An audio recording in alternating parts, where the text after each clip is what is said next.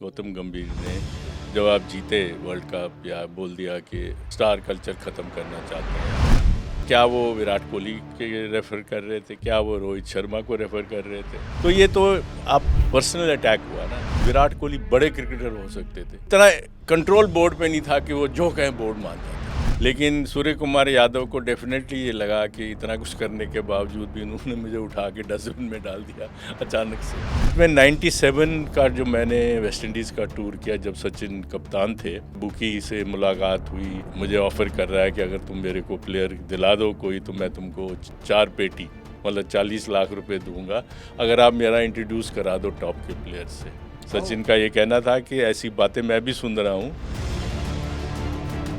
गांगुली उसी जगह से आते थे और डालमिया चाहते नहीं थे कि ये कप्तान बने। मुझे को लगता है Gill last of old generation cricketers type है। तो हमारा एक इंटर कॉलेज मैच भी हुआ जिसमें हम खेले, जिसमें कपिल देव ने मेरी बैटिंग करते हुए उंगली तोड़ी एक बाउंसर मार के। नमस्कार दोस्तों, हुक के खास कार्यक्रम द लॉन्ग इनिंग्स में आप सभी का एक बार फिर से स्वागत है। आपको पता है इसमें एक स्पेशल पॉडकास्ट है जिस पर हम क्रिकेट की दुनिया के दिग्गज लोगों को बुलाते हैं, कोचेस, अंपायर, जो भी जुड़े लोग हैं क्रिकेट के इकोसिस्टम से। और आज हमारे साथ एक बेहद खास मेहमान है। 1977 में उन्होंने अपनी पत्रकारिता की शुरुआत की और सबसे दिलचस्प बात यह है कि महान कपिल देव ने जब इंटरनेशनल क्रिकेट नहीं खेली थी, उनके साथ क्रिकेट खेली।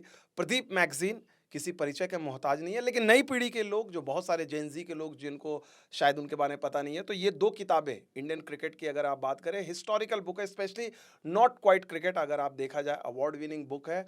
और मैं इसलिए कह रहा हूं क्योंकि जब 2000 में, साल 1999 2000 में मैच फिक्सिंग स्कैंडल सामने आया और उसको कहा जाता है आर्ग्यूबली कि इंडियन क्रिकेट का सबसे लोएस्ट पॉइंट था, लेकिन प्रदीप मैगजीन वो शख्स थे जिन्होंने मैच फिक्सिंग क्या हो रहा था 2 साल पहले इस चीज को देख रहे थे। उन्होंने किताब भी लिखी।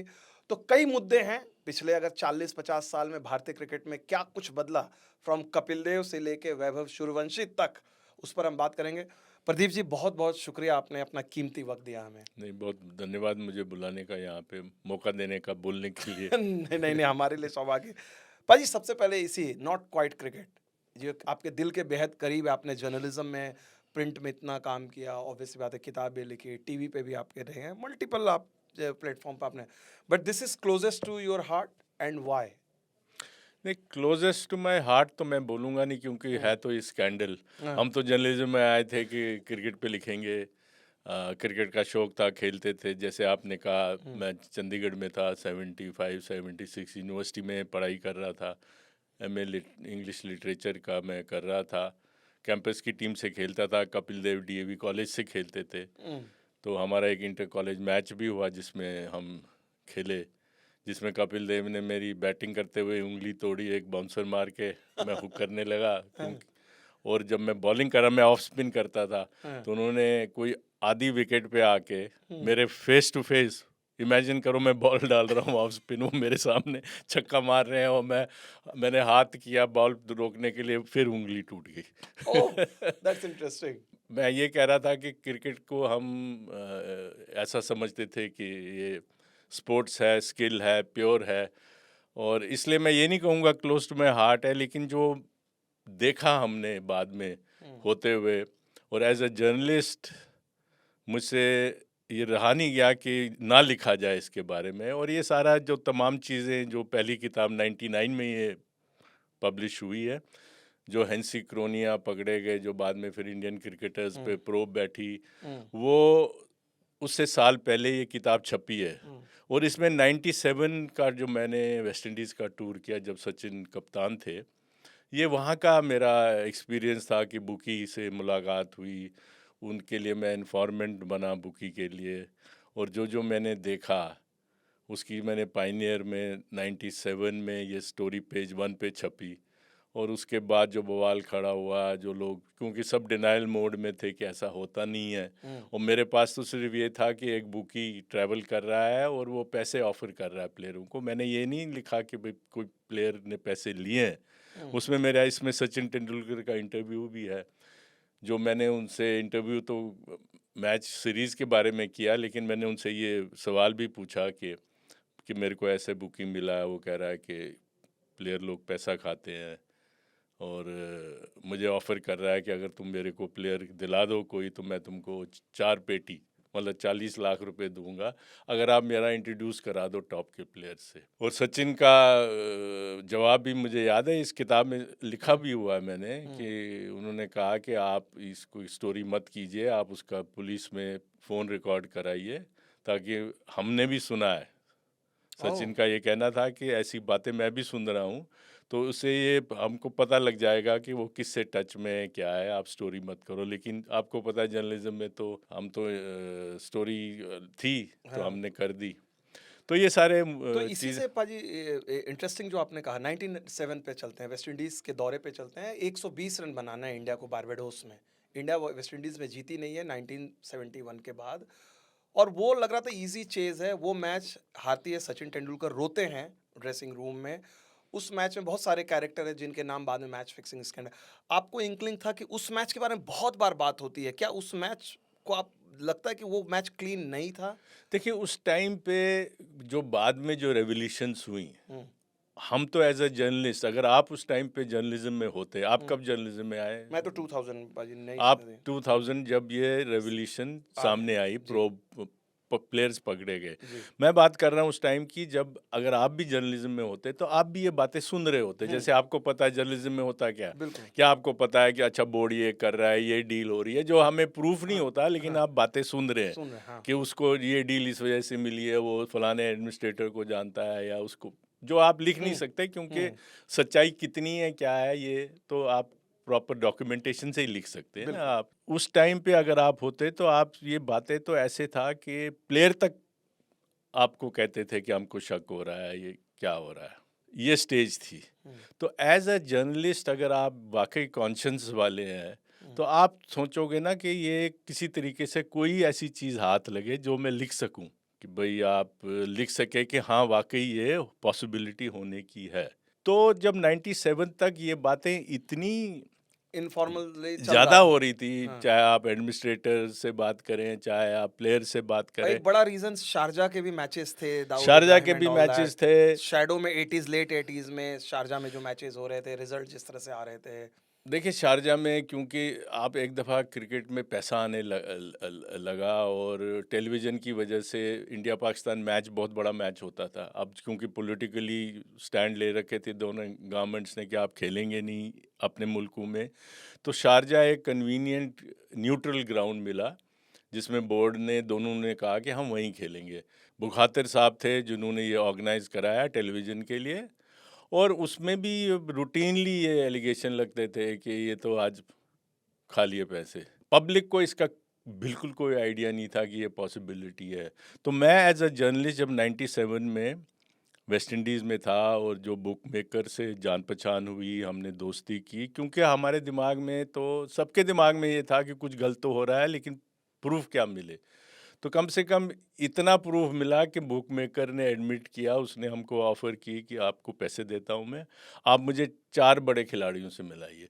अगर आप ये किताब पढ़ेंगे, इसमें वो बुक मेकर, और ये दिमाग में रखना है कि ये 99 में छपी है। अभी किसी को कुछ पता नहीं है कि साउथ अफ्रीका इन्वॉल्व है। उस टाइम पे सिर्फ सबको ये दिमाग में था कि इंडियंस पैसा खाते हैं या पाकिस्तानीज़ पैसा खाते हैं। इंटरनेशनल क्रिकेट का सबसे बड़ा कप्तान हेंसी क्रोनिया उस टाइम पे था।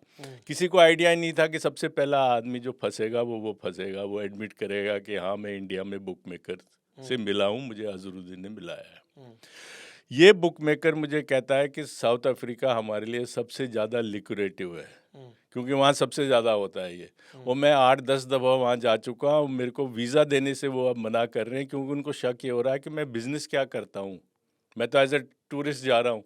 वो पूछ रहे हैं कि आप 7 बार यहाँ आ चुके हो। तो ये बुक मेकर जब बाद में जब रेवोल्यूशन हुई कि साउथ अफ्रीका में ऐसा कॉमन मतलब 4-5 खिलाड़ी पकड़े गए, तो आदमी सोचता है कि इसका मतलब ये वाकई जो इसने कहा था सच कहा था। तो आप बात कर रहे हो टेस्ट मैच की, क्योंकि दिमाग में इतने शक से भरे हुए थे। आप 120 रन शायद इंडिया जी चेज कर जी। रही हाँ। थी, बुरी तरह से नहीं चेज कर पाई, विकेट खराब थी, तो लेकिन सबके दिमाग में ये शक था कि कुछ गड़बड़ है। मतलब आप कुछ डेफिनेटली तो नहीं कह कुछ सकते। कह नहीं सकते ना कौन सा मैच फिक्स हुआ कौन सा नहीं है, और जो बाद में पता लगा तो कई मैच शक के दायरे में आ गए। हालांकि अभी भी मदन लाल जी से आपकी पुरानी दोस्ती भी रही है। मदन लाल जी उस दौर में कोच थे जिस समय सचिन कप्तान थे, और दोनों बड़े परेशान होते थे इंडियन ड्रेसिंग रूम में। मदन लाल जी ने अपेरेंटली कई बार उन्होंने कहा भी कि भाई झुंझलाहट में कि भाई कुछ तो गड़बड़ हो रही है। आपको कभी मदन जी से ऐसी बात हुई या? मेरी मदन जी से, क्योंकि जब मैंने बुक मेकर से सब कुछ, जब मैंने स्टोरी करने से पहले, आप जैसे स्टोरी करते हैं तो आपको कोट चाहिए होता है। हाँ, बिल्कुल। भाई आपका अखबार कहेगा कि आप पूछो, कप्तान से पूछो, तभी मैं सचिन से मिला। लेकिन सचिन ने ये कहा कि आप मेरे को इसमें, इसके बारे में मैं आपको कोई कोट नहीं दूंगा। लेकिन सचिन की ये सबसे बड़ी चीज़ जो मुझे लगी, जो उनकी ऑनेस्टी इंटेग्रिटी लगी, कि उन्होंने कहा कि आप उसका फ़ोन रिकॉर्ड करवाइए इस बुक मेकर का, ताकि कुछ पता तो लगे ना, कोई लिंक तो बने। लेकिन मेरे को कोट नहीं करना, जो मैंने ये सब लिखा हुआ है इस किताब में। हालांकि मैंने ये किताब लिखने के बाद, मुझे अभी तक याद है, सचिन को चंडीगढ़ में दी किताब पढ़ने के लिए, नहीं चंडीगढ़ में, लंका में पढ़ने के लिए दी। और जब मैं उसके बाद, क्योंकि मुझे ये लग रहा था कि सचिन, मैंने ये लिखा है जो उन्होंने कहा था कि मेरे को अखबार में नहीं लिखना, जो अखबार में मैंने नहीं लिखा था। हाँ, हाँ, हाँ। लेकिन जब मैंने उनको किताब दी, वो उन्होंने पढ़ी भी, तो मैंने उनसे कहा कि देखो मैंने ये लिखा। तो उन्होंने कहा ठीक है, आपने जो लिखा है सच लिखा है, तो मैं क्यों मतलब ऑब्जेक्ट करूं उस लिखने पे। इसमें और भी मज़ेदार चीज़ है कि ये जब स्टोरी छपी, स्टोरी ये छपी कि मेरे को बुक मेकर ने कहा कि इतने पैसे दूंगा कि अगर आप सचिन या अजरुद्दीन से मुझे मिलवा दो।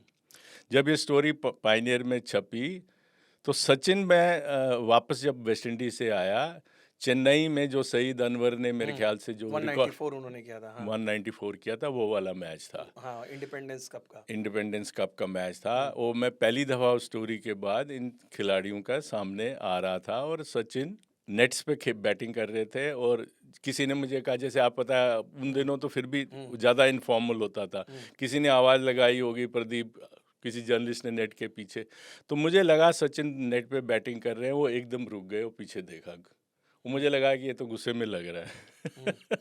तो इमिजिएटली उसके बाद वो नेट्स फिनिश करने के बाद सीधा मेरे पास आए कि आपने क्या लिख दिया ये। मैंने कहा मैंने तो कुछ नहीं लिखा, मैंने वही लिखा जो आपसे बात की थी। तो हुआ ये था कि सचिन को बोर्ड ने एक लंबा चौड़ा रिजॉइंडर भेज दिया कि आपने ये कैसे 40 लाख आपको ऑफर हुए हैं। मतलब उन्होंने, बोर्ड ने वो अखबार की स्टोरी भी गलत इंटरप्रेट की। ऑफर मुझे हुए हैं, अच्छा। मैं कह रहा हूँ कि बुक मेकर पैसे लेके घूम रहे हैं प्लेयरों को खरीदने के लिए, तो हमको कॉशियस रहना चाहिए।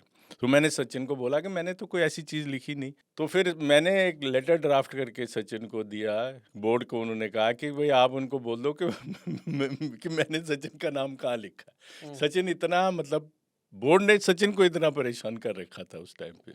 और ये सारी चीज़ें इस किताब में है, तो ऐसा चलिए नहीं है एक कि इसी से जुड़ा हुआ एक आखिरी सवाल इस स्कैंडल से। उस दौर में जो चीज़ें हुई, वर यू शॉक्ड जब ये सारी चीज़ें आई और इंडियन क्रिकेट ने लोएस्ट, और कुछ कैरेक्टर्स जो आपको लगता था कि ये शक थे, और जो यू वर नॉट शॉक्ड जब इनके नाम आए? देखो, इंडियन क्रिकेटर्स के जो नाम आए उनमें शौक नहीं था। लेकिन जो इंटरनेशनल, जो इसकी डेप्थ सी मैच फिक्सिंग की, अगर आपको, आप उस टाइम की सीबीआई की रिपोर्ट पढ़ें जो इन्वेस्टिगेशन की हैं, उन्होंने उस पे डॉक्यूमेंटेड है, ये मैं जो बोल रहा हूँ वो डॉक्यूमेंटेड है। उन्होंने लिखा है कि हर क्रिकेट बोर्ड का कप्तान इसमें इन्वॉल्व है इंटरनेशनली। हम इसमें कुछ नहीं कर सकते, लेकिन बोर्ड को चाहिए कि हर इंग्लैंड का, उन्होंने नाम लिए हुए हैं, वेस्ट इंडीज़ के कप्तान, इंग्लैंड के कप्तान, न्यूजीलैंड के कप्तान, नाम से आप निकालिए उस डॉक्यूमेंट को। कहा है कि ये इन बोर्ड्स को चाहिए इन्वेस्टिगेट करें, क्योंकि इसकी जो फैलाव है, जो शौक आप कह रहे हैं, वो शौक ये था कि इसकी इतना ज़्यादा डेप्थ है इसकी। आप बताइए ना, साउथ अफ्रीका का कप्तान अगर एडमिट कर रहा है कि उसने बुक मेकर से पैसे लिए हैं, टेप पे हैं वो कि ये खिलाड़ी इतने ओवर डालेगा, इस ओवर में आएगा, तो शौक तो था। ये वर्ल्ड क्रिकेट के लिए ये शौक था, क्योंकि वर्ल्ड क्रिकेट ये दुनिया को ये बता रहा था कि इंडियन सी सिर्फ और पाकिस्तानी सिर्फ इन्वॉल्व है, कि हमें इन पे शक है। बाद में पता लगा कि तो लगता है कि ये तो ऐसा फैला हुआ था कि जो तो उम्मीद ही नहीं थी किसी को। तो इसके बाद सारे बोर्ड्स ने कदम भी लिए हैं, प्लेयर्स बैन भी हुए हैं, सारी चीज़ें हुई, क्रिकेट को लगा कि ये सारी चीज़ें खत्म हो गई, लेकिन फिर आईपीएल आता है, आईपीएल में और ज़्यादा पैसे आते हैं, स्कैंडल बढ़ता है। अगेन आईपीएल के दौरान 2013-14 में फिर से श्रीशांत हों या बहुत सारे खिलाड़ियों के नाम आए। अगेन यू वर शॉक्ड या आपको लगा कि जगह यार ये एक तो बीमारी है, this is part of like corruption in every walk of life में you have to deal with, cricket हो या कोई भी चीज़ें हैं, how do you look at that? देखो डील तो आपको करप्शन क्रिकेट में एक दफ़ा आपने ये देख लिया कि खिलाड़ी लोग भी हम आप और मेरी तरह तो ह्यूमन बीइंग्स है ना। अगर आपका इकोसिस्टम ऐसा है जहाँ पे ये हो रहा है तो आपका फंसने का चांस बहुत ज़्यादा है, बिकॉज आप बहुत यंग है। आप ये देखिए ना कि आईपीएल में कम से कम 120 खिलाड़ी खेलते हैं। टोटल हाँ 10 तो टीमों में 15 खिलाड़ी एवरेज रखे तो 150, डेढ़ हाँ सौ तो इंडिया 30 के फॉर्मेट पे हाँ एक 120, हाँ 120 एक उन 120 में से कितने खिलाड़ी हैं जो करोड़ों रुपए बना रहे हैं? 10%, 20%, 30%, 40%। कितने खिलाड़ी हैं जो हर सीजन के बाद गायब हो जाते हैं? सब यंग हैं जो डोमेस्टिक लीग्स में खेल रहे हैं। तो उनके लिए वो ऐसी चकाचौंध देख रहे हैं कि एक खिलाड़ी 40 करोड़ ले रहा है। एक लिविंग लाइफस्टाइल ऐसा है कि जो वो इमेजिन नहीं कर सकते। तो अगर वो टेम्प्ट हो जाए, जिसका कोई फ्यूचर नहीं है इतना, जो बहुत बड़ा खिलाड़ी होगा उसको तो पैसे भी बंद रहे हैं, उसको फ्यूचर भी नज़र आ रहा है। जिसको फ्यूचर नज़र नहीं आ रहा, उसको लग रहा है कि मैं 1 साल आईपीएल खेल लूँगा, 2 साल डोमेस्टिक क्रिकेट खेल लूँगा, उसके बाद जाऊँगा कहाँ? तो उसका टेम्प्ट होना, अगर आपका इकोसिस्टम ऐसा, अगर इन्फिल्ट्रेशन बुक मेकर्स की इतनी है, तो पॉसिबिलिटी क्यों नहीं है कि आईपीएल में या किसी भी जगह हो रहा? क्योंकि ये तो नेचुरल सा मतलब आप देखिए ना, आप समझिए इस चीज़ को, इसलिए ये बहुत ज़रूरी है। इससे पहले मैं इसमें आगे जाऊं, मैं आपको बताऊं कि कई इंस्टेंसेस ऐसे हुए हैं जहां बुक मेकर्स ने, जो प्लेयर्स ने एडमिट किया, जो फंस गए थे, जैसे अजय शर्मा या कोई और जिनका नाम आया और सीबीआई ने कहा कि हाँ ये इन्वॉल्व थे, उन्होंने एडमिट किया है कि उनको तो जब वो जूनियर क्रिकेटर थे, भाई आपने देख लिया है कि ये 16 साल का लड़का है, ये इंडिया के लिए खेल सकता है। वो 16 साल का लड़का अभी खेला नहीं है, लेकिन आपको लगता है ये पॉसिबिलिटी है। आप टैलेंट स्पॉटर है एक तरीके से बुक मेकर। वो कहता है मैं इसको अभी से अपने कब्जे में कर लेता हूँ। क्या तूने 100 मारा? जो एक खिलाड़ी ने कहा कि मैंने 100 जूनियर क्रिकेट में मारा, वो खुश हो गया, मेरे को 10,000 पकड़ा दिया बेटा। तो ये जो जूनियर, अगर आप छोटे लेवल पे ही किसी को फंसा दें, जैसे कि मैं आपको एग्जांपल देता हूँ, एज अ जर्नलिस्ट आपको लगता है ये खिलाड़ी बड़ा बन सकता है, और आप उसको कल्टिवेट करते हैं जब वो जूनियर ही होता है। जब वो बड़ा खिलाड़ी बन के इंडिया के लिए खेल रहा होता है, आपकी एक्सेस कितनी होती है, क्योंकि आपने उसको, आपकी जान पहचान उसकी तब टाइम से है जब वो आपको रिस्पेक्ट भी करता था और अब भी करेगा। इसी तरह से बुक मेकर कहता मैं तो पहले इसको पकड़ लेता हूँ। तो अगर ऐसी इन्फिल्ट्रेशन की पॉसिबिलिटी है, इसलिए आपको और भी केयरफुल रहना पड़ेगा। आईपीएल जैसे टूर्नामेंट्स में जो 2013 में हुआ, उसमें किसी को कोई सरप्राइज़ नहीं हुआ। और आपने शायद, आपको पता होगा या दर्शकों को ये जानना चाहिए कि जो पुलिस कमिश्नर जो दिल्ली के थे, गुप्ता जी, नहीं, जो दिल्ली के पुलिस कमिश्नर, जो एंटी करप्शन बोर्ड क्रिकेट के, हाँ Neeraj Neeraj Kumar, Neeraj Kumar, Neeraj Kumar anti corruption board के चेयरमैन बने, बोर्ड के रिटायर होने के बाद। उन्होंने किताब लिखी है एक, अभी जो हाँ कुछ 2 साल हाँ, पहले, हाँ, आप वो किताब पढ़िए। वो कह रहे हैं कि मैं थक गया बोर्ड को बोल बोल के कि जितने ये लीग्स, माइनर लीग्स हो रहे हैं, कैसे बुक मेकर्स इन्फिल्ट्रेट कर रहे हैं, कैसे प्लेयर्स पैसा खा रहे हैं। उन्होंने ऐसी डिटेल, वो ऐसी शॉकिंग किताब है, वो किसके ने लिखी है, जो कि एंटी करप्शन इंडियन बोर्ड का हेड था। वो बोर्ड के खिलाफ लिख रहा है कि ये तो सुनने को तैयार नहीं थे मेरे। वो किताब में उन्होंने डॉक्यूमेंट किया है। तो आप ये चलिए मतलब, हाँ तो ये तो एक अगली एस्पेक्ट है गेम का, और गेम डील करी है। लेकिन अब मैं क्रिकेट हीरोज़ के अगर हम लोग बात करते हैं, आपने कपिल देव को देखा, सौरव गांगुली वाला दौर देखा, आपके लिहाज से पिछले 40-50 सालों में द मोस्ट इन्फ्लुएंशियल, अगर मैं आपसे पूछूं 2 या 3 क्रिकेटर जो आपको लगता है कि जिन्होंने इंडियन क्रिकेट को वाकई में चेंज किया, और आप जिनको जाने पर्सनालिटी वाइज वो चेंज नहीं हुए, स्टारडम ने उनको चेंज नहीं किया? देखिए अगर आप उससे भी पहले जाएं, क्योंकि मैं 77 में आया क्रिकेट में, जब मेरा पहला इंटरव्यू एज अ यंग कब रिपोर्टर बिशन सिंह बेदी थे। पाकिस्तान से हम बुरी तरह से हार के आए थे और मैं चंडीगढ़ में था, वो चंडीगढ़ में किसी दोस्त के पास ठहरे हुए थे। तो मैं डरा हुआ सहमा हुआ सा वहाँ मैं उन दोस्त को जानता था। उन्होंने कहा तुम चुपचाप आ जाओ, ये किसी से बोलना नहीं चाहता है, पर तुम आ जाओ, मैं मिलवा दूंगा। तो आपको पता है कि आपके रिपोर्टिंग का आपको भी इतना एक्सपीरियंस है, स्पेशली आप यंग रिपोर्टर हैं। हिंदुस्तान का कप्तान बिशन सिंह बेदी, मैं उनसे मुलाकात कर रहा हूँ। तो मेरा पहला इंटरव्यू था और बिशन सिंह बेदी का इन्फ्लुएंस इंडियन क्रिकेट पे ह्यूज था, क्योंकि वो आउटस्पोकन थे। वो जैसे कहते हैं ना, टू कॉल अ स्पेड, वो डरते नहीं थे। उन जैसा इन्फ्लुएंस शायद किसी क्रिकेटर का नहीं रहा होगा मेरे ख्याल से। उसके बाद गावस्कर थे, उसके बाद कपिल देव, लेकिन जो हमारे जो जो ज़्यादा इंटीमेटली हमने टेस्ट क्रिकेट और इंटरनेशनल क्रिकेट कवर किया, तो तेंदुलकर का तो खैर इन्फ्लुएंस डिनाई किया ही नहीं जा सकता, क्योंकि इतने कमाल के खिलाड़ी, इतने हम्बल भी, जो आपने भी कई इंटरेक्ट किया होगा, इतने मतलब शाई भी हैं, बिल्कुल, पर रिस्पेक्टफुल भी हैं, तो ऐसा खिलाड़ी तो शायद ही इंडिया में आया होगा।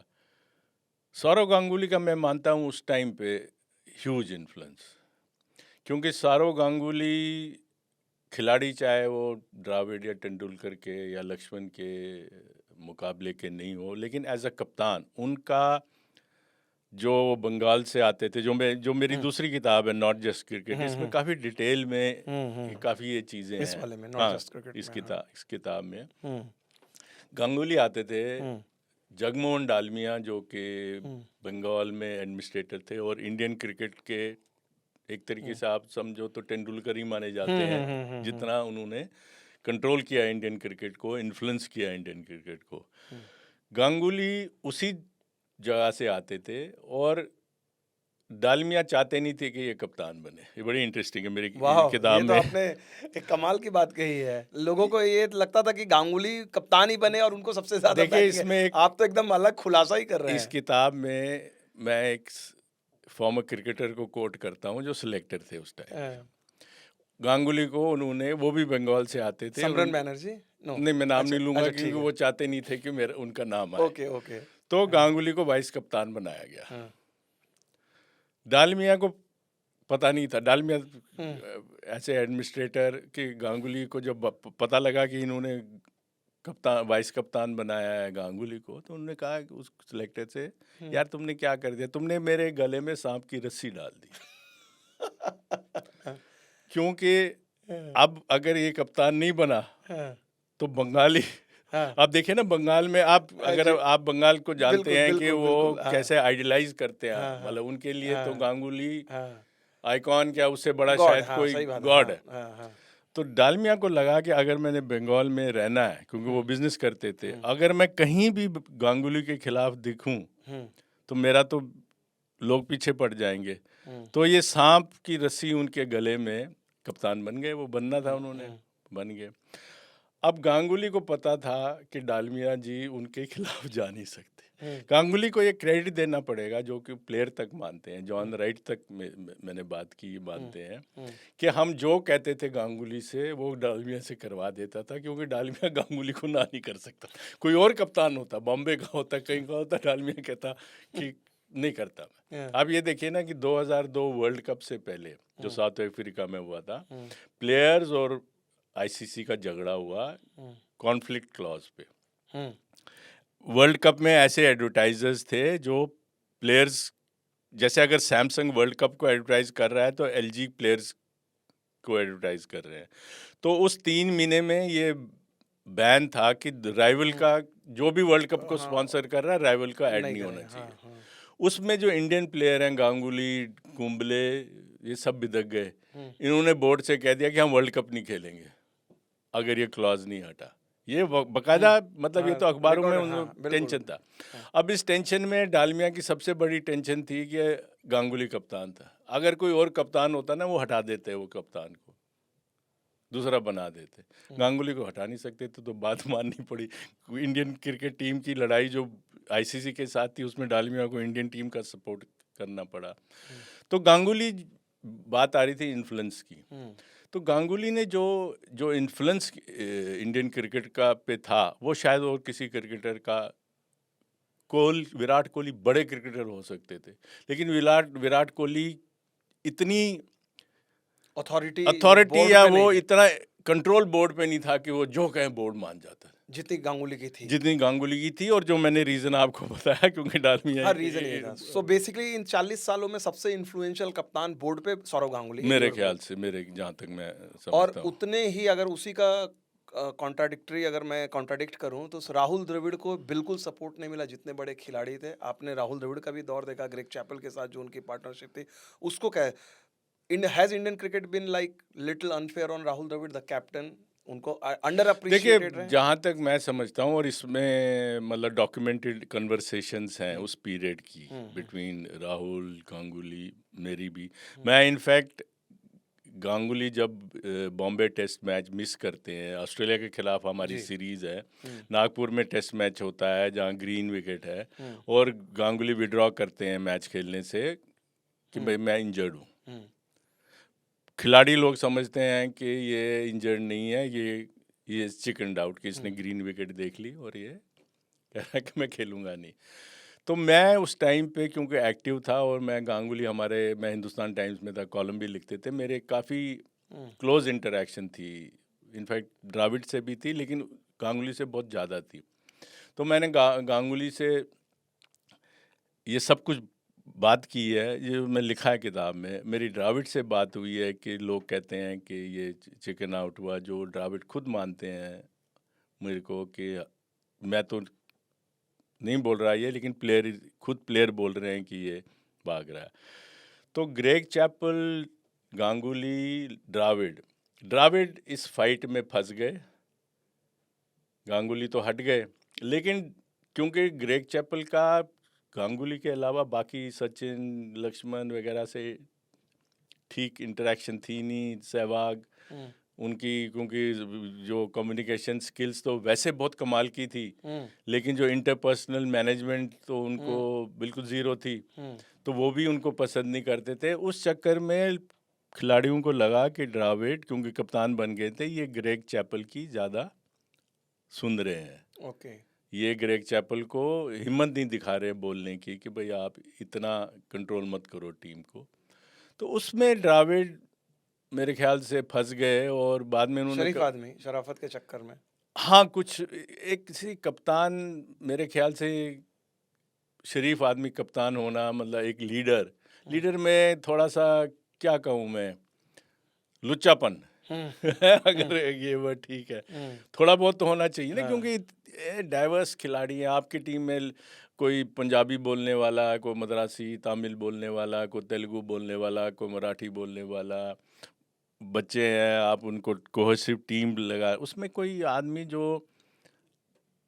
को गुस्सा भी करे, प्यार से भी बात करे, सबको टुगेदर रखे, उस टाइप का चाहिए। मेरे ख्याल से द्राविड में, क्योंकि उनका फोकस इतना अपनी अपनी पर्सनल बैटिंग पे था कि वो उनके लिए इरिटेंट था कि यार ये, मतलब मुझे ये चीज़ें करनी पड़ रही हैं, जो कि उनकी टेम्परामेंट को सूट नहीं करता था। हो सकता है इस वजह से ही उन्होंने, क्योंकि जब उन्होंने कप्तानी छोड़ी तो वो कोई ऐसी सिचुएशन में नहीं थे। इंग्लैंड से हम शायद सीरीज जीत गए थे, 2007 में इंग्लैंड में सीरीज जीते। उसके बाद उन्होंने अपनी मर्जी से कप्तानी छोड़ी। हालांकि वो कभी उन्होंने किसी से बोला नहीं है कि उन्होंने कप्तानी क्यों छोड़ी है, पर मैं समझता हूँ उन्होंने कप्तानी छोड़ी क्योंकि वो इतनी बर्डन लेना नहीं चाहते थे अपने दिमाग पे कि खिलाड़ियों को संभालो, कंट्रोवर्सीज को संभालो। उन्हें सोचा होगा कि अपनी क्रिकेट पे ही फोकस किया जाए, वो बेटर है। तो उनकी जो सेकेंड इनिंग्स रही, जब इंडियन क्रिकेट में दोबारा वो वापसी करते हैं एज ए कोच, पूरा कहीं came through the ranks, under 19 India A, then वो इंडिया के कोच बनते हैं, एंड इवेंचुअली जो उनकी लाइफ में एक वर्ल्ड कप नहीं था, जिस तरह से उनको एक्सटेंशन मिला, फिर वर्ल्ड कप भी जीत के आए, एक वर्ल्ड कप फाइनल में। सो इन सम वे लगता है कि वो जो चीज़ें अधूरी ख्वाहिशें थीं, वो द्रविड़ के साथ क्रिकेट ने जस्टिस कर देखिए, दिया इवेंचुअली। मैं जहाँ तक मैं समझता हूँ, द्राविड के अपने लड़के खुद क्रिकेट खेलते हैं। उनका जो बड़ा लड़का है, समित, हाँ, वो कर्नाटका की तरफ से क्रिकेट खेलता है। और जिस टाइम पे ये कोच बने, मैं समझता हूँ कि द्राविड चाहते थे कि वो समझें दोबारा, जैसे आप कह रहे हैं ना, एज अ कप्तान वो ये बर्डन लेना नहीं चाहते हैं। एज अ कोच तो खैर डिफरेंट रिस्पॉन्सिबिलिटी है। मेरे ख्याल से उनका अपना एक्सपीरियंस जो ग्रेग चैपल के साथ रहा होगा, क्योंकि अगर आपने रोहित शर्मा का इंटरव्यू देखा होगा, आप जरूर देखा होगा, उन्होंने जहाँ कहा है या कोहली ने कहा है कि रोहित ने कहा है कि द्रविड़ ने बोला कि भाई ये सारी रिस्पॉन्सिबिलिटी टीम की सिलेक्शन की आपकी है, मैं तभी बीच में आऊँगा जब मुझे लगेगा कि रिजल्ट नहीं आ रहे। और विराट कोहली ने कहा है कि द्रविड़ ने उनको इतना बैक किया, मैं पूरा मतलब ग्रैटिट्यूड है मुझे द्रविड़ का कि उन्होंने मेरे को समझा। मुझे लगता है राहुल का एक्सपीरियंस एज अ कैप्टन इसको रियलाइज कराया होगा कि कोच को क्या करना चाहिए और क्या नहीं करना चाहिए, और क्या नहीं करना चाहिए कई दफ़ा ज़्यादा ज़रूरी होता है क्या करने से, कि भाई आप कितना इंटरफेरेंस करें। जैसे ग्रेग चैपल ने फेमसली कहा था कि क्रिकेट में कोच का काम होता है बस का। शेन वॉर्न ने कहा था कि भाई कोचेस की क्या जरूरत है, वो तो उनका हाँ काम नहीं, बस है शेन वॉर्न ने कहा था, कि टीम से एक्चुअली लेके बस ग्रेग चैपल ने कहा था कि आप टीम बस का कोच वही काम है कि होटल से आप ग्राउंड तक ले आओ, जाओ। इससे ज़्यादा रोल क्रिकेट नहीं में रोल नहीं है कोच का। और मैं समझता हूँ द्रविड़ उस एक्सपीरियंस से एक तो खुद ये देखना चाहते होंगे कि क्रिकेट क्या कितनी बदली है। हर जनरेशन के बाद नए वैल्यूज़ आते हैं, वर्ल्ड थोड़ा बहुत धीरे धीरे चेंज होता रहता है। तो द्रविड़ शायद इस वजह से भी उन्होंने, और कोचिंग उनकी एक्सेप्टेंस रही प्लेयरों में, जो कि एज अ कप्तान नहीं थी। बड़ा टर्न चेंज है। तो एक चीज़ और द्रविड़ से ही रिलेटेड, चूंकि आपने चर्चा छेड़ी, अभी रिसेंटली इंडियन क्रिकेट में बड़ी बहस चल रही है कि भाई स्टार का कल्चर है, खिलाड़ी बड़े होते हैं, और कहा गया कि भाई नहीं, टीम का कल्चर होना चाहिए, जीते जो भी चीज़ें हैं। राहुल द्रविड़ से पूछा गया, एकदम पॉइंटेडली पूछा गया कि आप तो भाई रिसेंट कोच थे स्टार वाला, तो उनका जवाब था कि देखिए, इंडिया में स्टार जो बनते हैं उन्होंने देश के लिए कुछ किया है, जीता है, क्योंकि पब्लिक ऐसे आपको स्टार नहीं बनाती, आपके पास बॉडी ऑफ वर्क रहता है, 10-15 साल आप मैच जिताते हैं, अच्छी जगह पर परफॉर्म करते हैं, एंड यू नीड स्टार्स किसी भी, क्योंकि एस्पिरेशनल है। आप कहाँ देखते हो ये स्टार वाली चीज़ें? आपने तो बड़े बड़े स्टार भी देखे, नॉन स्टार वाली टीम, कैसे है स्टार कल्चर इंडियन क्रिकेट में ज़रूरी है? क्योंकि अभी भी हम देख रहे हैं कि वैभव सूर्यवंशी जो इंडिया खेला भी नहीं है, पब्लिक की फॉलोइंग है, आईपीएल में सबसे ज़्यादा मैचेस जो है राजस्थान रॉयल्स के देखे जा रहे थे, एक तरफ विराट कोहली के मैचेस देखे जा रहे हैं, आरसीबी में आंकड़े बता रहे हैं, और Rajasthan so how is this star culture Indian cricket ने डील किया, और आप कैसे देखते हो? देखिए, इसमें दो तीन चीज़ें मैं आपको मतलब मेरे ख्याल पर्सपेक्टिव से, एक तो ये है कि इस कंट्रोवर्सी या इसका कॉन्टेक्स्ट ये है कि आपके कोच ने, गौतम गंभीर ने, जब आप जीते वर्ल्ड कप या बोल दिया कि हम स्टार कल्चर ख़त्म करना चाहते हैं, और उस कॉन्टेक्स्ट में क्या वो विराट कोहली के रेफ़र कर रहे थे, क्या वो रोहित शर्मा को रेफ़र कर रहे थे? रोहित शर्मा ने आपको वर्ल्ड कप जिताया है, विराट कोहली आपके इतने बड़े खिलाड़ी रहे हैं, तो ये तो आप पर्सनल अटैक हुआ ना। एक होता है लार्जर सेंस में आप कह रहे हो कि स्टार कल्चर को दूर करना चाहिए, यहाँ पे क्योंकि ये पर्सनल टाइप हो गया, और द्रविड़ उससे पहले कोच थे, आप ये भी समझिए ना कि द्रविड़ गंभीर से पहले द्रविड़ कोच थे, तो क्या वो इनको ब्लेम कर रहे थे कि आपने स्टार कल्चर डेवलप किया है? इस कॉन्टेक्स्ट में देखा जाए तो द्रविड़ का आंसर कि भाई स्टार तो बनेगा, जो आप परफॉर्म करेगा वो स्टार ही बनेगा ना। आपको स्टार ही, पहले तो स्टार नहीं होता ना, परफॉर्मेंस ही आपको स्टार बनाती है। तो परफॉर्मेंस अगर आपको स्टार बनाती है तो उसमें बुराई क्या है? बुराई ये है कि अगर स्टार बन के आप गलत चीज़ें कर रहे हो, स्टार तो आप बनोगे ही बनोगे। सूर्यवंशी स्टार है, अब गंभीर उनको रोक तो ना सकता स्टार बनने में, वो तो है स्टार। जहाँ तक ओवरऑल स्टार कल्चर की बात है, तो मैं आपको एक बड़ा इंटरेस्टिंग एनेक्डोट बताता हूँ जॉन राइट का। जॉन राइट, अगेन जो मैं बोल रहा हूँ वो इस मेरी किताब में लिखा हुआ है, मतलब डॉक्यूमेंटेड है, कोट है। जॉन राइट को मैंने जब पूछा कि भाई कैसे वो डील कर रहे हैं, तो उन्होंने कहा कि देखो ये ना बड़े बड़े स्टार्स हैं, मैं तो छोटा खिलाड़ी हूँ, अब सहवाग, तेंदुलकर, द्रविड़, और मेरा कोई कंपैरिजन ही नहीं है एक क्रिकेटर के तौर पे, मैं तो इनसे बहुत छोटा खिलाड़ी हूँ, और इंडिया में ये इतने बड़े स्टार्स हैं ये सारे लोग, इनको मैं क्या बोल सकता हूँ? मैंने एक तरीका अडॉप्ट किया है, मैं इनके दिमाग में धीरे धीरे डालता हूँ कि मुझे लगता है कि आपको ऐसे खेलना चाहिए, ये करना चाहिए, बड़े मतलब सटली, बड़े धीरे धीरे इनके दिमाग में डाल देता हूँ।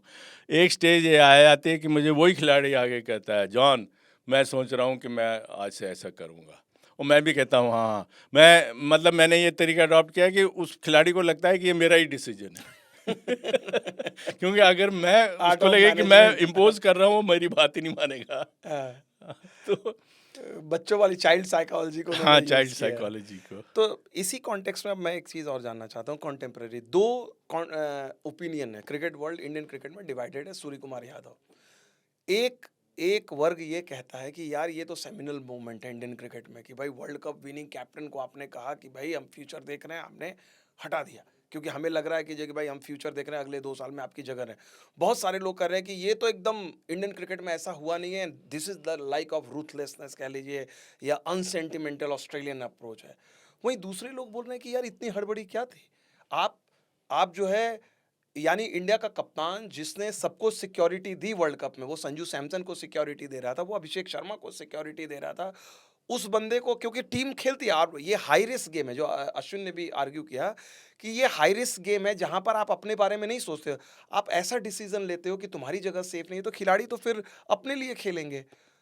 तो ये आप कहाँ पर हो? एक कि भाई वाक़ई में it's a like a changing thing, या फिर अनफेयरली इंडियन क्रिकेट ने उनको ट्रीट किया। शायद 2 मैच उनको फेयरवेल गेम, या सूर्या को ये चांस दिया जा सकता था कि भाई 4 मैच आप खेलिए, 5 मैच खेलिए, as a player you discover yourself.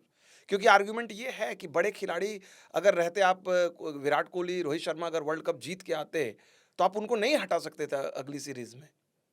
देखिए, एक तो टी20 क्रिकेट से हमें ये समझना पड़ेगा कि टी20 क्रिकेट में सक्सेस और टेस्ट क्रिकेट या वनडे इंटरनेशनल क्रिकेट में सक्सेस फ़र्क है। हुँ, अभी भी जो सिर्फ टी20 का खिलाड़ी है उसको इतना सीरियसली मतलब लोग ले रहे होंगे, हाँ, लेकिन विद इन दो क्रिकेट फ्रेटर्निटी हुँ, इतना सीरियसली नहीं लेते कि ये कमाल करेक्ट। का। जैसे सूर्यवंशी भी हाँ, जब तक वो टेस्ट क्रिकेट या वनडे क्रिकेट में अपने आप को एस्टेब्लिश नहीं करते, आप चाहे कुछ भी कह दीजिए, वो कमाल के पोटेंशियल हैं, सब है, हुँ, लेकिन जब तक वहाँ नहीं करेंगे तब तक आप ये नहीं कह सकते कि वो हुँ, ग्रेट खिलाड़ी हैं। तो सूर्य कुमार यादव टी20 में आप ये चीज़ें कर सकते हैं, क्योंकि एक तो उनका फेलियर इतना सडन, हुँ, आप देखिए ना कि रन ही नहीं हो रहे, बिल्कुल रन नहीं हो रहे। आईपीएल में तो मैच ही इतने, आप इंडिया के लिए खेल रहे हैं, वहाँ भी स्कोर नहीं कर रहे, तो एक तरीके से वहाँ हटाना ईजियर है। हुँ, अगर यही सूर्य कुमार यादव ने आपको वनडे में कप्तानी में किया होता, या आपके टेस्ट में जैसे अपने गिल है, हुँ, अगर उसके कुछ फेलियर्स भी होते हैं ना, बवाल हो जाएगा अगर आप उसको सडनली हटा दो। हुँ। तो मैं ये कह रहा हूँ कि क्योंकि टी20 क्रिकेट का नेचर ही ऐसा है, यहाँ पे कोई भी खिलाड़ी वेरी एफेमेरल है, ये बड़ा क्षणिक है, ये तो बड़ा शॉर्ट स्पैन का तो आपका इस ये यहाँ पर सब खेला कामयाबी भी उसी तरह से, इसको लोग उसी तरह से, आप कहना ये चाह रहे हैं कि जैसे टेस्ट क्रिकेट की लॉन्जेविटी है गेम की, वनडे क्रिकेट की आपकी ग्रेटनेस को लोग उसी हिसाब से एडमायर करते हैं, because the format it reflects on everything, everything is short तो एफेमेरल। यहाँ पे हटाना ईजियर है। यहाँ पे आप देखेंगे जो खिलाड़ी खेलते भी हैं टीम के लिए, वो इतनी लंबा कोई नहीं अभी तक हुँ, मेरे ख्याल से कि टी20 का जी लेजेंड है, 10 हुँ, साल से खेल रहा है, हुँ, बदलते रहते हैं खिलाड़ी। हुँ, तो इट वाज ईजियर। दूसरा जो मुद्दा है कि आप क्रूल हो रहे हैं, मतलब हुँ, आपका वर्ल्ड कप जिताया उसने, कम से कम जैसे मैं उनका इंटरव्यू कहीं पढ़ रहा था कल, हुँ, वो कह रहे हैं कि इट हर्ट। हुँ, हो सकता है बोर्ड को चाहिए था, उससे बात कर लेते, किए की भी होगी, मुझे आइडिया नहीं है, लेकिन सूर्य कुमार यादव को डेफिनेटली ये लगा कि इतना कुछ करने के बावजूद भी उन्होंने मुझे उठा के डस्टबिन में डाल दिया हुँ, अचानक से। तो ये दोनों चीज़ें हैं, पर जो मैं आपसे कह रहा हूँ कि टी20 क्रिकेट में ये चीज़ें बहुत ऑफन होती रहेंगी, given the nature of cricket, given उसकी जो उसके एक वो फ्लैश की तरह है, हुँ। वो फ्लैश हुआ, ख़त्म हो गया। तो ज़्यादातर क्रिकेटर का उसमें मेरे ख्याल से वही हाल होगा। आपने सूर्या की बात की, विराट कोहली की, टेस्ट क्रिकेट की, चूँकि आपने कहा टेस्ट क्रिकेट में जिस तरह से विराट आए, ठीक है? और टेस्ट क्रिकेट की जो उन्होंने जिस तरीके से कप्तानी किया, आपने भी विराट के क्रिकेट को बहुत अंडर 19 से लेके आपने देखा closely. Virat as a test player, और जिस तरह से उन्होंने टेस्ट क्रिकेट को छोड़ दिया, 10,000 रन भी नहीं बनाए हैं, कैसे देखते हैं Virat Kohli the test cricketer, और उनका कंट्रीब्यूशन ओवरऑल इंडियन क्रिकेट में? नहीं, उनका कमाल का तो है ही तुलसी। उनके बाद में जो टेस्ट एवरेज 50 से नीचे आ गई, क्योंकि वो रिपीटेड फेलियर हो रहा था और कुछ लोग कह रहे थे कि एक टाइप की मिस्टेक हो रही थी, तो उनका टेस्ट क्रिकेट से ड्रॉप होना जस्टिफाइड है। लेकिन मैं मानता हूँ उस जैसे खिलाड़ी को, इसी ये तो ऑब्वियस है, जैसे अभी जो विराट कोहली ने इंटरव्यू दिया कि वो नाखुश हैं। वो तो खुद ही कह रहे हैं कि उनको डंप किया गया, कि मैंने इतना कुछ किया और मेरे को मजबूर किया गया एक तरीके से, कि जब उनको बताया गया कि भाई आपको प्रूव करना पड़ेगा। वो तो इंग्लैंड जाने को तैयार थे, जब उनको बोला गया आपको प्रूव किया जाए, मतलब खुद कह रहे हैं वो, ये तो मैं अपनी इंटरप्रिटेशन नहीं कर रहा। तो इतने बड़े खिलाड़ी को आप कितनी लेवरेज दें, और मेरा मानना है कि देनी चाहिए, क्योंकि बार बार ऐसे खिलाड़ी आते नहीं हैं। विराट कोहली जैसे खिलाड़ी या तेंदुलकर जैसे खिलाड़ी को रेयरिटी है ना, तो उस रेयरिटी को तो आप रिस्पेक्ट के साथ ट्रीट करिए, जो मेरा मानना है। और उसी कॉन्टेक्स्ट में कि रोहित शर्मा के बारे में भी, जैसे सूर्या को जो चीज़ हुई, Rohit Sharma world cup India को फाइनल में लेके गए, जीत नहीं पाए वनडे वाला, 2024 जीता, फिर चैंपियंस ट्रॉफी जीता, फिर उनको कहा गया कि नहीं we are moving on. Rohit Sharma जिस टाइम में उन्होंने कप्तानी ली, जिस तरह से लीड की, how Rohit was different from all other captains, उनकी क्या लेगेसी, क्योंकि बॉम्बे से बहुत दिनों बाद एक ऐसा कैप्टन आया जिसने इंडियन क्रिकेट पे इस तरह की छाप छोड़ी? देखिए, उनकी लेगेसी मेरे ख्याल से है कि मैन मैनेजमेंट उनका ज़बरदस्त लगता है मुझे, कि उन्होंने एक इंक्लूसिविटी, क्योंकि विराट कोहली तो एब्रेसिव भी हैं, जैसे वो जो उनका बिहेवियर क्रिकेट फील्ड पे है, वो कई लोग एग्री नहीं करते कि आप ऐसा बिहेवियर, मतलब आप सेंचुरी कर रहे हैं तब भी गाली निकाल रहे हैं, सेंचुरी करने के बाद तो लोग खुश होते हैं और या आप स्लेजिंग इतनी करते हैं। तो उसके बाद रोहित शर्मा का आना, देखो कंट्रास्ट आप देखो, वो भी मजाक उड़ा रहा है प्लेयरों का, लेकिन वो मजाक जैसे एक स्कूल टीचर नहीं, आप स्टूडेंट को मजाक उड़ाता है या डांटता है, लेकिन वो रिलेशनशिप जो होता है, स्टूडेंट फिर भी रिस्पेक्ट करता है, उसको समझता है कि ये मेरी भलाई के लिए ही कर रहा है कोई। तो उसमें मेरे ख्याल से रोहित की लेगेसी एज अ कप्तान, रोहित क्योंकि टेस्ट क्रिकेट में इतना लंबा खेल नहीं पाए, हालांकि उनके पास टैलेंट इतना था, मेरे ख्याल से वो विराट कोहली से भी ज़्यादा टैलेंटेड थे। लेकिन ये मतलब क्रिकेट भी लाइफ की तरह है, कई कई दफ़ा आप नहीं, मतलब सक्सेस आपको एक फील्ड उस जगह नहीं मिलती जितनी मिलनी चाहिए। तो रोहित मेरे ख्याल से अगर लॉन्ग टर्म इंडियन कप्तान टेस्ट क्रिकेट के भी होते ना, तो उनकी लेगेसी एज अ कप्तान बहुत बड़ी होती, क्योंकि वो मेड फॉर कैप्टनसी मेरे को लगता है रोहित, स्पेशली इंडियन कंडीशन में, क्योंकि डाइवर्सिटी इतनी है। सी ऑस्ट्रेलिया में ये बड़ी बात नहीं है कि आपने कप्तान को हटा दिया, आपने प्लेयर को ड्रॉप कर दिया, आप बुलाते हैं उसे, कहते हैं कि हमारा ये फ्यूचर का प्लान है। उनकी क्रिकेट की ट्रेडिशन वही है, हमारी ये ट्रेडिशन नहीं है, हमारी रिस्पेक्ट की ट्रेडिशन है। हमारी ट्रेडिशन है कि आप अगर किसी ने अचीव किया है तो आप उसको धक्का नहीं देते बाद में, कि भाई आप तेरा हो गया टाइम, तड़ाक आपने उसको गिरा दिया। तो रोहित की लेगेसी मुझे लगता है जितनी हम समझते हैं उससे ज़्यादा है। ओके। एक और खिलाड़ी की लेगेसी की बात करना चाहूँगा, चूँकि आपने ग्रेट कपिल देव को शुरू से लेके उनके अंत तक के उनके करियर को देखा, एंड मैं कपिल देव ऑलराउंडर की बात नहीं कर रहा, मैं कपिल देव गेंदबाज प्योरली बात कर रहा हूँ इंडियन क्रिकेट में, and then you have Jasprit Bumrah. Do you think दोनों को as a purely as a bowler same एक ही ब्रेथ में दोनों को एक साथ बात कर सकते हैं, या फिर आपको लगता है कि नहीं बुमराह इज लाइक इवन? नहीं, बुमराह तो खैर नहीं कर सकते, क्योंकि बुमराह तो मेरा क्या, मोस्टली एक्सपर्ट्स का मानना है शायद ऐसा बॉलर इंटरनेशनल क्रिकेट में आया ही नहीं, जो उनका बॉलिंग स्किल है। लेकिन कपिल देव को अगर आप एज ए क्रिकेटर इवेल्युएट करेंगे तो सिर्फ एज ए बॉलर आप कर नहीं सकते। Kapil Dev as a batsman, Kapil Dev as a fielder, Kapil Dev as a captain, Kapil Dev की जो इंस्पिरेशनल प्रेजेंस इंडियन टीम में है, वो अभी भी शायद किसी और खिलाड़ी से कंपेयर नहीं की जा सकती। वो अभी भी मेरे ख्याल से अगर आप इंडियन क्रिकेट की हिस्ट्री को इवेल्युएट करेंगे तो कपिल का नाम बहुत ही तो हु द ऊपर greatest ever cricketer, Indian cricketer, आप मतलब आप कम से कम यू आर मेरे ख्याल से जो इंडियन क्रिकेट पे जो इन्फ्लुएंस कपिल देव ने किया है, उससे ज़्यादा इन्फ्लुएंस किसी ने नहीं किया, ना ही गावस्कर ने, गावस्कर का इन्फ्लुएंस बहुत ही बड़ा है, ये आप डिबेट कर सकते हैं। तेंदुलकर का नहीं, कपिल देव का इन्फ्लुएंस इंडियन क्रिकेट पे ओवरऑल आप देखिए ना किस टाइम पे आए हैं। Aggression as a batsman, as a bowler, as a fielder, as a कप्तान, लेगेसी देखिए ना क्या है। He was ahead of his times. He was ahead of his times. और अभी भी मेरा मानना है कि कपिल देव जैसा इन्फ्लुएंस इंडियन क्रिकेट पे शायद किसी और खिलाड़ी का नहीं है, लेकिन बुमराह एज अ बॉलर का कोई कंपैरिजन सो नहीं यू है। अगर मैं जो आप बात कह रहे हैं उस हिसाब से हम कह सकते हैं कि कपिल देव में वो सारे शेड्स थे जो हमने बाद में रोहित शर्मा में, विराट कोहली में, धोनी में, गांगुली में, इवन द्रविड़ में, जितने बाद के 25-30 साल के जो कप्तान हैं, सारे का अगर निचोड़ देखें सब में वो कपिल देव वाले ही शेड्स आपको दिखे हैं डिफरेंट वेज में, कह कपिल सकते हैं। देव का इन्फ्लुएंस क्योंकि एज अ प्लेयर इतना ज़्यादा था।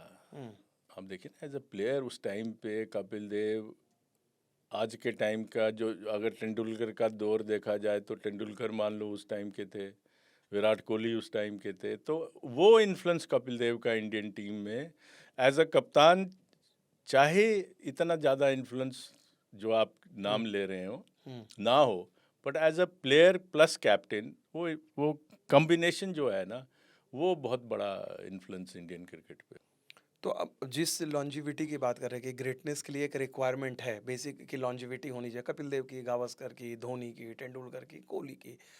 अब नई जनरेशन जो है टी20 क्रिकेट की तरफ जा रही है जहां पर हमने देखा कि इसकी बहुत ज़्यादा अहमियत नहीं है।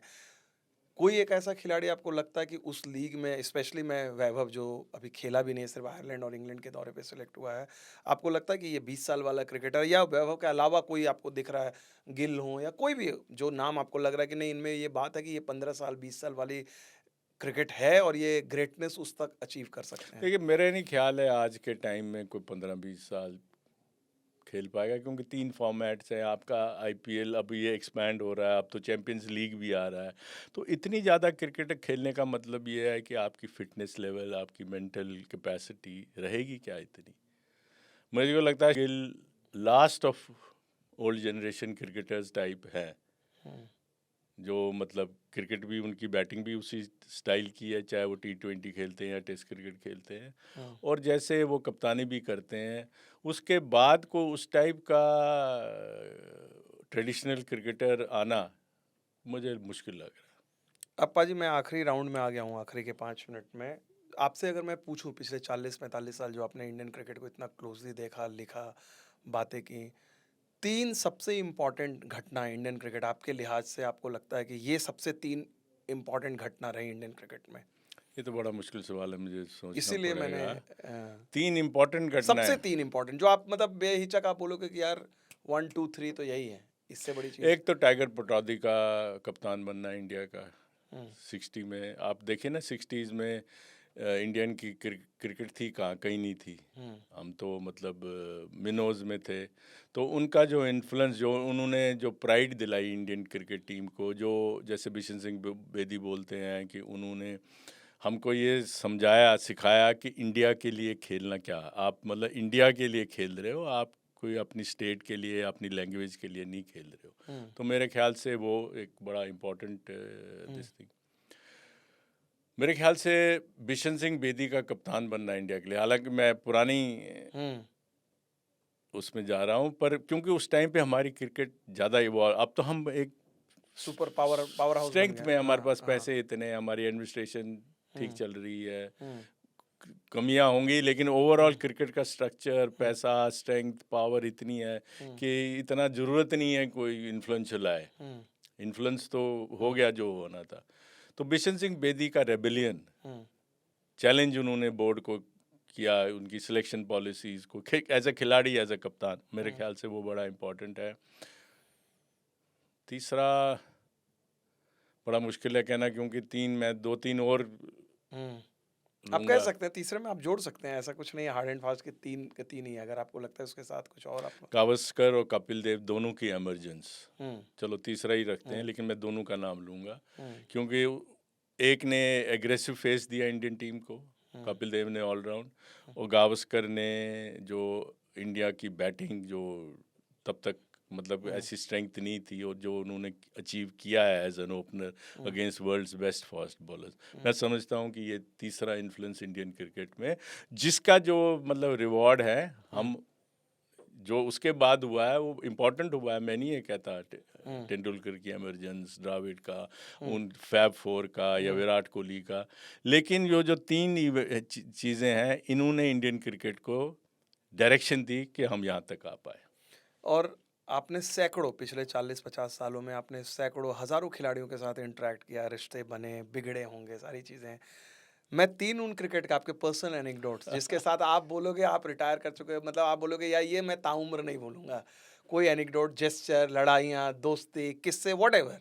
देखिए, एक तो मेरा कपिल से, क्योंकि मैं उनको चंडीगढ़ दिनों से जानता था, हुँ, तो फिर मैं जर्नलिस्ट बना, वो कप्तान बने। अब एक रिलेशनशिप जो कि आप क्रिटिसाइज़ भी करना पड़ता है आपको, हुँ। तो उसमें कई दफ़ा नोक-झोंक हुई। नोक झोंकें भी हुई हैं कि भाई तुम तो कुछ जो मर्जी हो लिख देते हो, हुँ, लेकिन वो नोक झोंक उसके बावजूद भी रिलेशनशिप टूटा भी, मेंटेन भी रहा। तो उसका मैं समझता हूँ कपिल देव की लार्ज हार्टेडनेस है, इन अ हुँ, सेंस, इन अ हुँ, लार्जर सेंस, हुँ, हुँ, हुँ, कि उन्होंने माइंड नहीं किया ज़्यादा देर कि भाई उन्होंने ये रियलाइज़ किया कि ठीक है, प्रोफेशनल कंपल्शंस होती हैं, हुँ। तो वो तो कोई रिलेशनशिप। ऐसा किस्सा जहाँ पर आपको पर्सनली वन टू वन ऐसा रहा जो आप बोलोगे यार ये तो मैं भूल नहीं सकता कपिल देव के साथ ये इंटरेक्शन। नहीं, मैं देखिए, जब 83 वर्ल्ड कप के बाद इंडिया जीती, कपिल हुँ, कप्तान थे, फिर वो इंडिया आए, वेस्ट इंडीज़ यहाँ आई, हुँ, और बुरी तरह से वेस्ट इंडीज़ ने इनको हराया। हुँ, और एक टेस्ट मैच कहाँ कलकत्ता में हुआ, जहाँ पे हारे ही नहीं बल्कि लोगों ने इंडियन टीम पे पत्थर और अंडे हुँ, फेंके, जो हुँ, रिपोर्टें आई। कपिल देव उन दोनों चंडीगढ़ में ही रहते थे और मैं चंडीगढ़ में रिपोर्टिंग करता था।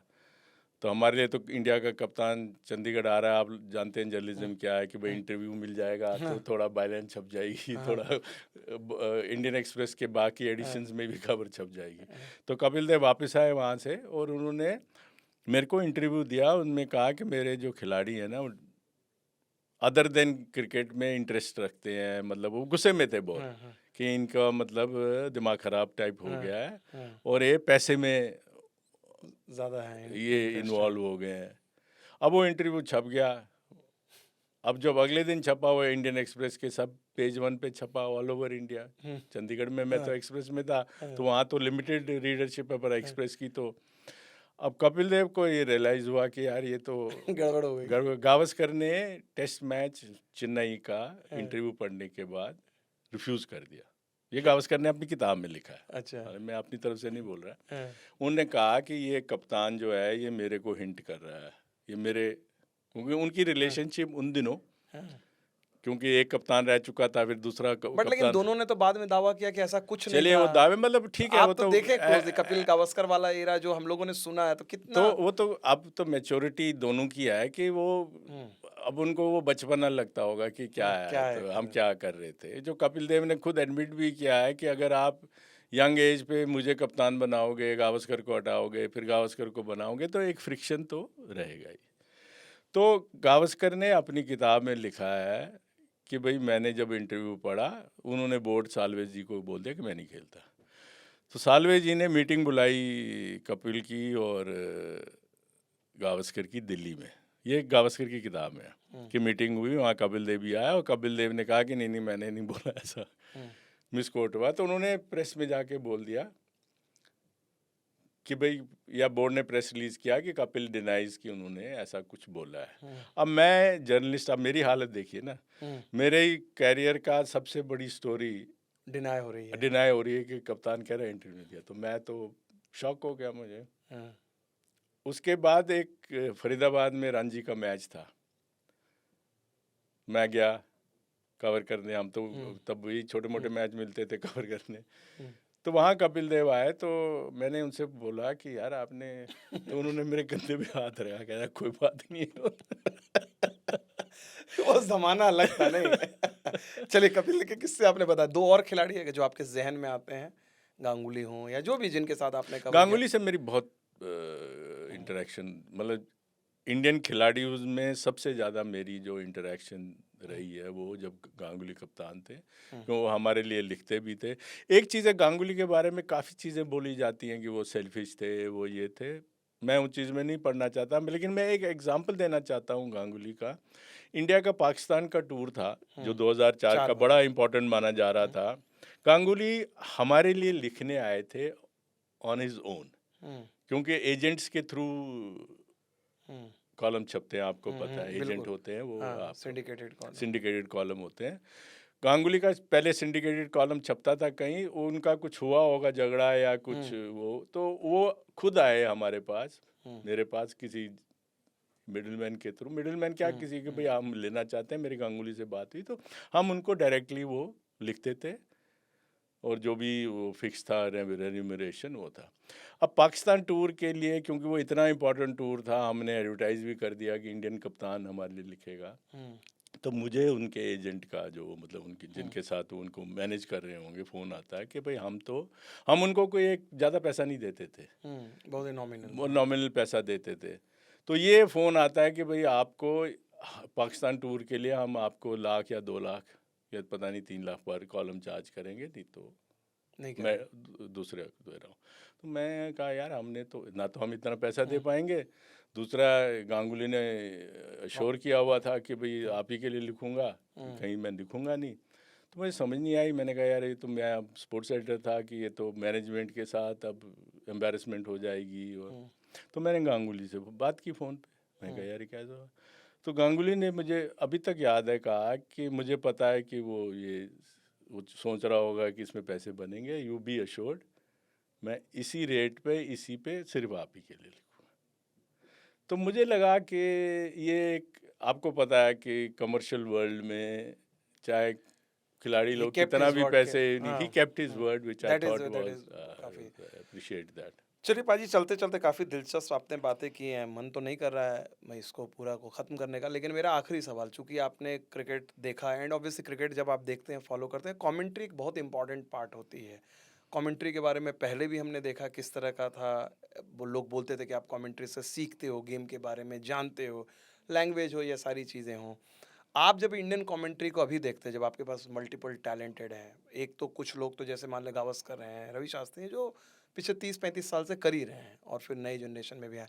How you look at Indian commentary? आपके हिसाब से क्या मतलब वाक़ई में जिस तरह से इंडियन क्रिकेट टीम ने जिस तरह का स्टैंडर्ड सेट किया है, क्या इंडियन कमेंट्री में भी वही चीज़ आपको दिखी है या फिर कैसे आप देखते हो ऐज़ ए अब आप गेम को थोड़ा-सा बड़ा डिस्पैशनेटली देखते हो? मैं अनफॉर्चुनेटली कहूँगा कि जो इंडियन कमेंट्री का स्टैंडर्ड है ना, वो देखिए, इंडियन कमेंट्री भी जैसे हम वो, सी आप कोई वॉर नहीं कवर कर रहे कि भाई जहाँ पे आपको कि भाई आप एक क्रिकेट डिस्क्राइब कर रहे हैं पब्लिक को, हुँ, उसमें नेशनलिज्म का और बायस का रोल कम होना चाहिए। वो मैं समझता हूँ कि जो, क्योंकि कमेंटेटर्स भी बोर्ड के साथ एफिलिएटेड हैं या स्पॉन्सर्स के साथ एफिलिएटेड हैं, कनेक्शंस हैं, तो वो इतना एज अ क्रिकेट कमेंटेटर जो आपको चाहिए, हुँ, जैसे कि अश्विन है, हुँ, अश्विन अभी कमेंटेटर तो नहीं है, लेकिन जब उनके मैं पॉडकास्ट देखता हूँ या आपके देखता हूँ, वो हुँ, फ्रीली बात करते हैं, हुँ, वो अपना माइंड आपके सामने रख रहे हैं। इस टाइप का माइंड इन कमेंटेटर्स का नहीं है। वो एक तरीके से मैं कहूँगा कि एक बायस है जो उनको दूर करना चाहिए। उनको हमें क्रिकेट समझानी चाहिए कि क्या गलत ठीक हो रहा है, इसकी बजाय कि आप स्टैंड ले रहे हैं कि जो इंडिया कर रहा है वो कभी गलत कर ही नहीं सकता। ओके। चलिए दिलचस्प खबरें आपने दिलचस्प कहानियाँ सुनाई। चलते-चलते आखिरी क्रिकेट को आपने इतना दिया क्रिकेट आप अगर समराइज़ करेंगे जो आपके लेसन्स रहे हैं, क्रिकेट ने जो आपको सिखाया, उस पे हम एंड करना चाहेंगे। जो सबसे अहम चीज़ आपको क्रिकेट ने सिखाई?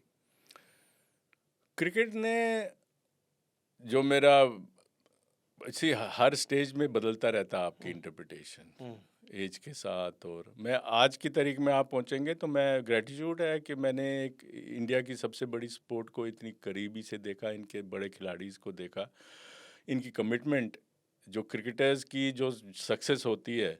आप तेंदुलकर एज अ स्टार या विराट कोहली या कोई भी बड़ा खिलाड़ी, आप देखिए पब्लिक कितना उनको परेशान करती है, तंग करती है, लेकिन वो अपना डिसिप्लिन नहीं छोड़ते। जो कि सूर्यवंशी के लिए अगर एग्जांपल रखनी है, क्योंकि वो अभी 15 साल के हैं, हुँ, जो डिसिप्लिन इन खिलाड़ियों का है सक्सेस अचीव करने का, वो कमाल है गिवन द सर्कमस्टांसेस।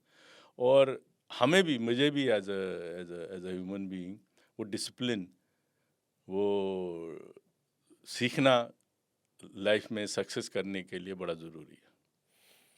चलिए, बहुत-बहुत शुक्रिया प्रदीप मैगज़ीन साहब। The long thank you. Innings hooks में आपके साथ मुलाकात हुई और हम उम्मीद करते हैं कि जितने हमारे साथी हैं इस पूरे पॉडकास्ट को आप सुनेंगे और आपकी राय का हमें इंतज़ार रहेगा। फ़िलहाल हमारे साथ इतना ही, फिर अगले पॉडकास्ट में मुलाकात होगी किसी और ख़ास मेहमान के साथ।